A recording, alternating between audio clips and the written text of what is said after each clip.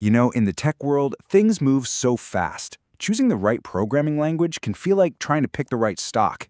Pick the right one, and you're set. Pick the wrong one, well, you could get left in the dust. So what we're going to do is look at the crystal ball, using data, of course, to see what the coding world's going to look like in 2026 so you can make the smartest move possible. Okay, so this is the question, right? Every single developer asks themselves this. It doesn't matter if you're just starting out, writing your very first Hello World, or you've been a pro for decades. Knowing where to put your time and energy is absolutely everything. We're going to break it all down so you can make a choice that really pays off. All right, enough talk. Let's cut right to the chase. What's the one language that's going to be a golden ticket on your resume in a couple of years? The undisputed king of the hill is... You guessed it, Python. And honestly, is anyone surprised? If you've touched any AI tool lately, you know exactly why. It's the engine behind the whole AI and machine learning explosion, and it is just unstoppable. It's got this super clean style and a massive toolbox of libraries, which makes it the go-to for pretty much everyone, from total beginners to seasoned experts.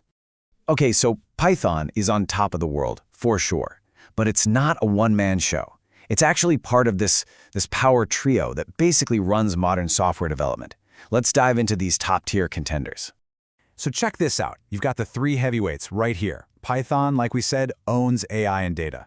Then there's JavaScript. It's literally the language of the web. The stuff you see, the stuff you don't, it's all JavaScript. And good old Java, it's the bedrock for big corporations and the entire Android universe.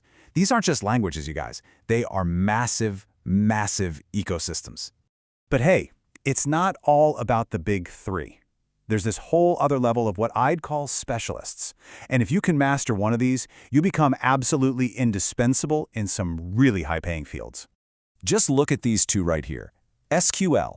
Look, it's not sexy, but I'm telling you, if you want to work with data, it's not even a question. You have to know it. The demand is just always, always there. And then you've got C#. It's kind of quietly taken over two massive areas. All that corporate software built on Microsoft's .NET, and of course, a huge chunk of the gaming world, thanks to the Unity engine. All right, now for the really exciting part, the up-and-comers. Let's talk about the challengers, Go and Rust. Go, or Golang, was basically built for the modern cloud. It's fantastic at handling lots of things at once, which is perfect for microservices. You know, breaking big apps into small, speedy pieces. Rust is a different beast. It is obsessed with being safe and fast.